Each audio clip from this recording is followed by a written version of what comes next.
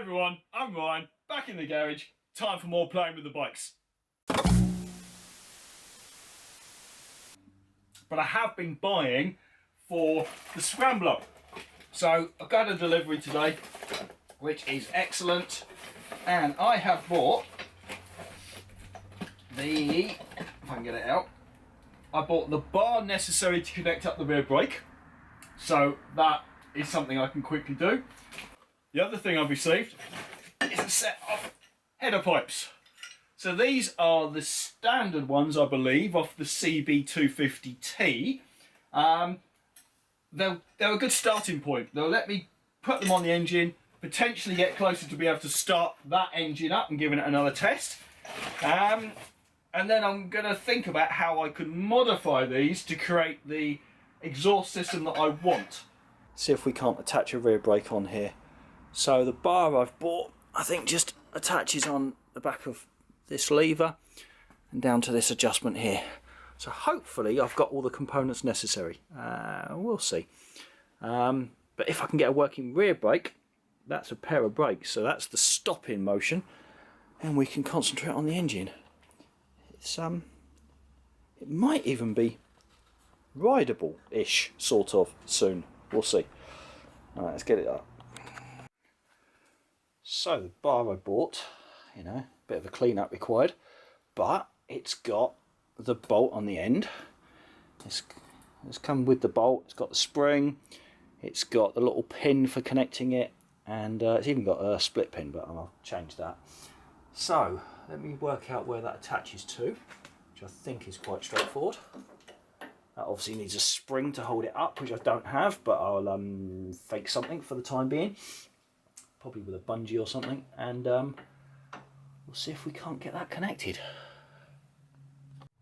Right, I've just seen what is going to stop me connecting it, unless I've got one somewhere, is the connector that goes through here. So there's like a barrel that goes into this brake, that this then connects through.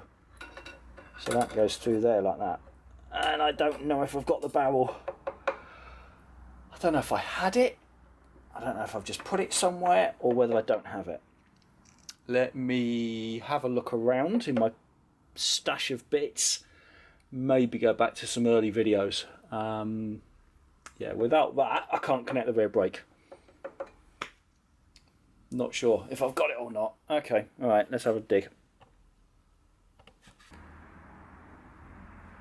Let me connect that up. Right, so I've checked previous videos. I've never had that bar. So I need to either get one, and I thought I could make it, because it's basically just a solid rod with a hole through it. However, I can't find any rod big enough to fill that hole. That looks to be about 12 mil.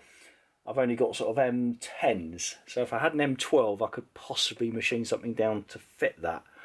In the meantime, I think I'm just going to roughly put this in place just so I don't lose it, and I probably need to buy that, which is nothing. It's a couple of quid, but you know, there's going to be delivery on top, which is going to just make it unnecessarily expensive. Okay, but I also need the spring here to hold that up, which I don't have. Again, probably a few quid, but if I can get them from the same place, hopefully it'll be one set of delivery. Okay, let's throw this on, move on to something else. Okay, it's got some pipes on it. So yeah, these go, and these are clearly original. So you know, this one wants to naturally come down here and sit against the sump on that side of the engine, and similarly so does the other. So that's my starting point for my exhausts, and what I want ultimately to end up is a pair of small silencers hanging out the back here. I want it to be I want it to look like it's a twin. I want it to have twin exhausts. So I need to now think about the route. Ideally, I'd like this to curve around quite tightly and run up here, up to the back box. I wonder if if I was to cut these and take sections out, whether I could turn it round and then get this bit here to ultimately lay across there. Don't know, I mean that'd be quite tight, but I don't think it's impossible. That's my thoughts anyway. Yeah, trying to get this to bend around here and then lay across the top of the engine on both sides. Right, well, that is pretty much exhausted as much as I can do now. I think the next thing I'm going to do is try and mount the carbs, which I believe is going to be possible. I mean, these are fairly hard, these rubbers, but I'm going to try hot water, see if that softens them up a bit. And if we can get the carbs on, I don't see any reason I can't run it. Auxiliary fuel tank, and it should start. The carbs are on. So I took the rubbers inside, put them in warm water, gave them about 10 minutes, and then they came up reasonably supple again. So I've got them on, got the carbs bolted into place. And it's just now you start noticing things that someone asked you and you think, yeah, why would that be a problem? Ah, I've just noticed the petcock. It looks like that is not going to clear the carbs. I wasn't worried whether it was in front or behind.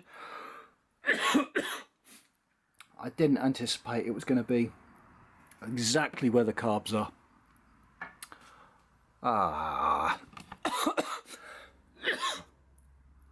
So, the joys of trying to build a bike from scratch. We want new lights in that. So look, that is going to interfere with the carbs. Oh, damn. What am I going to do about that? Problem for another day. Right now though, the carbs are on, and potentially with a bit of fuel she might even fire up. Well, that is everything I can do tonight. It's too late to fire it up. I'll upset the neighbours, but the carbs are in, exhausts are on, electrics were previously tested, it's got oil in it. She should fire up. Right, next opportunity. That will be the next task. Another day, I'm back in the garage. It's sunny but cold, very cold. I'm going to try and get some life out of this engine today. So before I try and start anything, I'm just going to kick it over, build up some oil pressure, get the oil circulating around the engine, and then we'll think about introducing some fuel to it.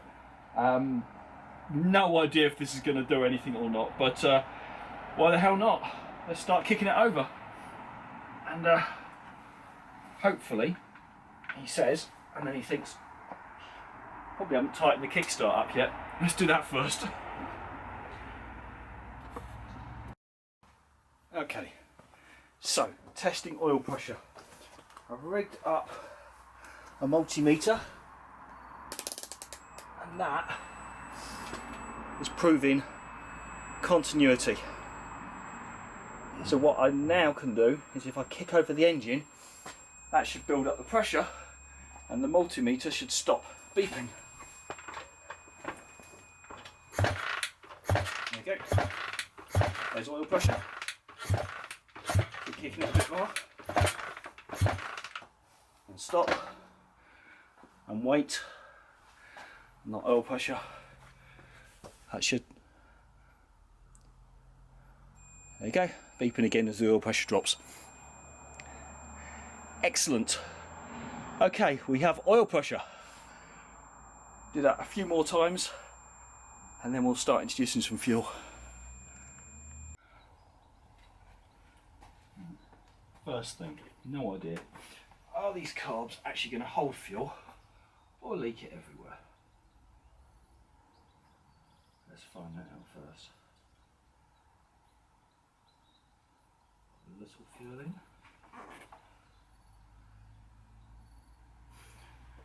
Make sure everything's shut up.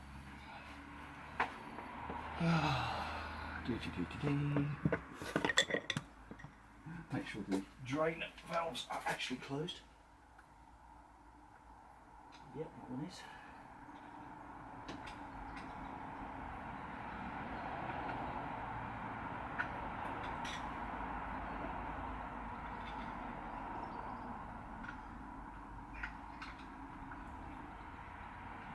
Okay, both closed. Good.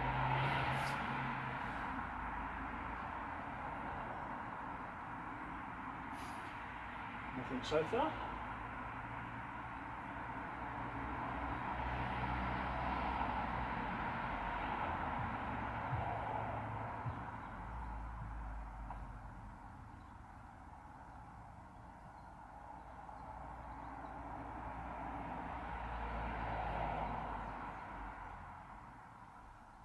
Yep, this one's leaking.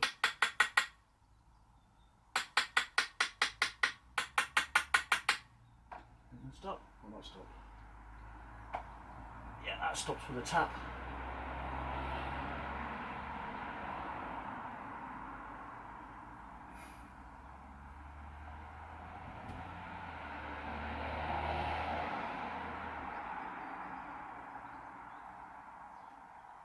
Okay. Think the carbs are full of fuel.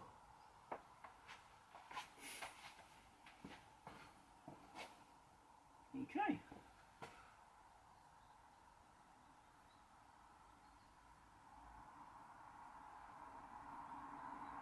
Alright, they seem to be holding. Good.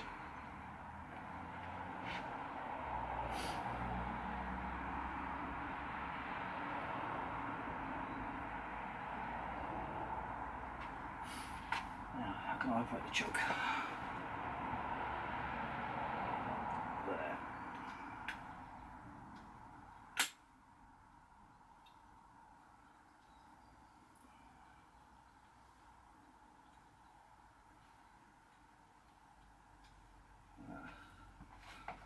Okay, I've got an issue there. The choke's... Ah, I see.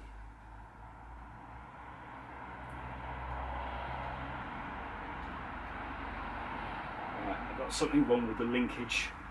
It's only operating the choke on one side.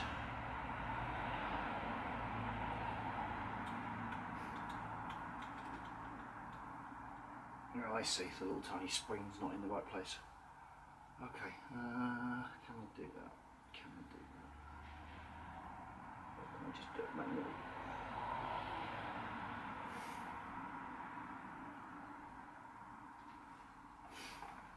Just kick it. Just kick it.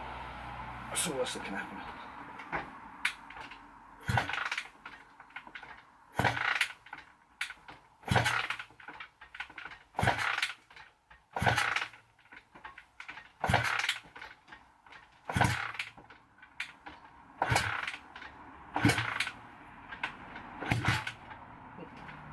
Hey, bang.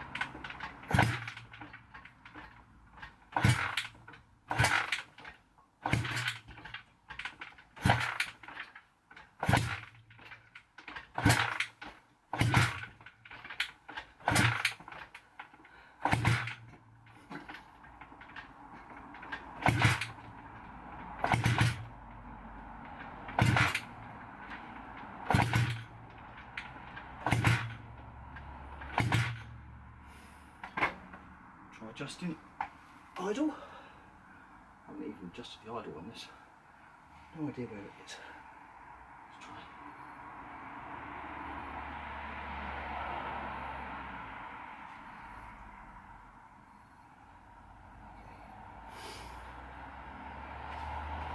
For a second.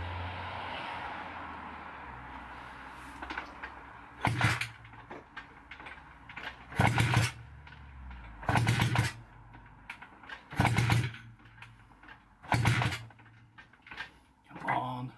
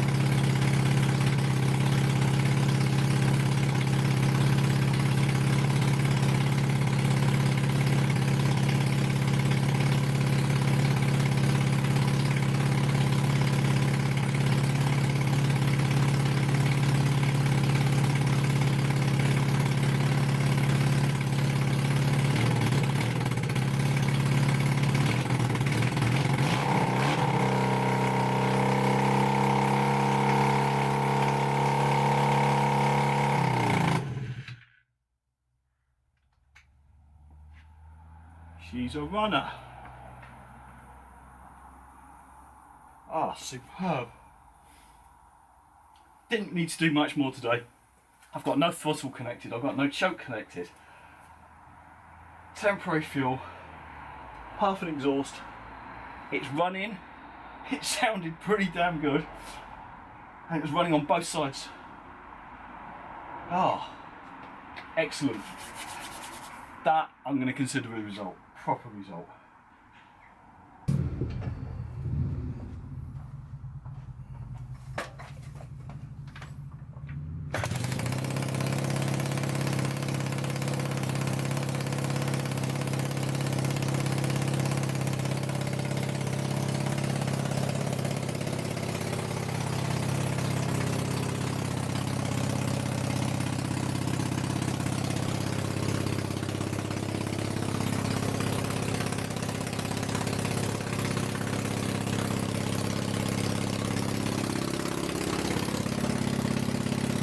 Well, that's all I'm going to do on this bike today. If you like that, please like and subscribe to this channel, and we'll keep this thing going and we'll get her riding.